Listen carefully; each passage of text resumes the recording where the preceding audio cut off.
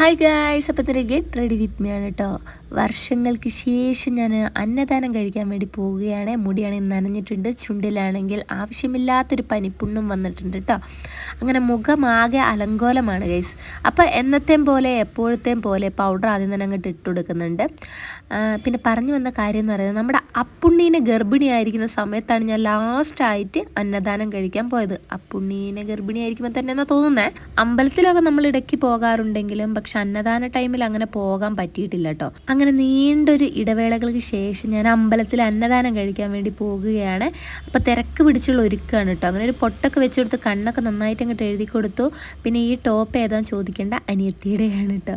ഡ്രസ്സിനോട് ഒട്ടും മാച്ച് ആവാത്ത വളയും കാര്യങ്ങളൊക്കെ ഇട്ട് കൊടുത്തിട്ടുണ്ട്. ഞാൻ എന്തായാലും വേറെ സാധനമൊന്നും തരാൻ നേരമല്ല ഗൈസ്. വേറെ ഒന്നും കൊണ്ടല്ല, അനിയത്തിമാരെ അവിടെ കയറ് പൊട്ടിക്കുന്നുണ്ട്. കുറേ നേരം എന്നെ കാത്തു നിൽക്കുന്നു കേട്ടോ. അപ്പോൾ ഫൈനൽ ലുക്ക് വന്നിട്ട് ഇതാണ്. അന്നദാന വിശേഷം അടുത്ത വീഡിയോയിൽ വരും. Tata bye bye, see U.